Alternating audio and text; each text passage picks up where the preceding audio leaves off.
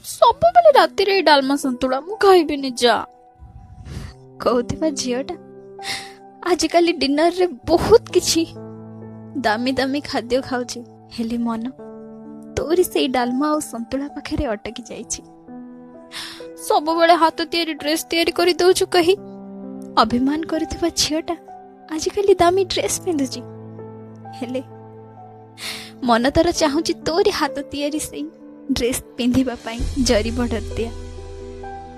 ସବୁବେଳେ ଚୁଟିରେ ତେଲ ଲଗେଇ ମୁଣ୍ଡ କୁଣ୍ଡେଇ ଦଉ, ବେଣୀ ପକେଇ ଦଉ ବୋଲି ଗାଉଁଟି ଆଣି କହି ଯାଇ ମୁଣ୍ଡ ଧୋଇଦି।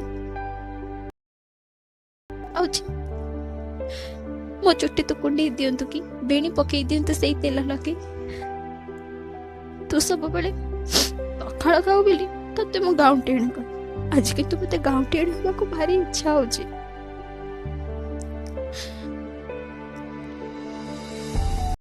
ମୁଁ ଟିକେ କୋଉଠି ଭୁଲ କଲେ ତୁ ଯଦି ମତେ ଗାଳି ଦଉ, ଆଖିରୁ ମୋର ଧାର ଧାର ଲୁହ ଝରି ଆସେ, ଅଭିମାନ କରେ, ରୁଷେ ତୋ ଉପରେ ଖାଏନି।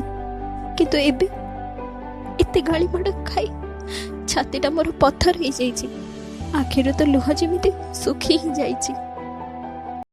କେବେ ଘରର କାମ କରିନଥିବା ଝିଅଟା ଆଜି ସମସ୍ତଙ୍କ ପୂର୍ବରୁ ଉଠୁଛି ଆଉ ସମସ୍ତେ ଶୋଇଲା ପରେ ଶୋଇବାକୁ ଯାଉଛି। ଜାଣିଛୁ ବୋଉ, ଆଜି ତ କଥା ବହୁତ ମନେ ପଡୁছিল, ବହୁତ ମନେ ପଡୁଛି। ତୋ କଥା ମାନେ ମୋ କର୍ତ୍ତବ୍ୟ ମୁଁ କରି ଚାଲିଛି, କିନ୍ତୁ ଜାଣିନି କେତେଟା ଦିନ ମୁଁ ଆଉ ବଞ୍ଚିବି କି କେତେଟା ଦିନ ଏଇ ମୋର କର୍ତ୍ତବ୍ୟକୁ ମୁଁ କରି ଚାଲିଥିବି।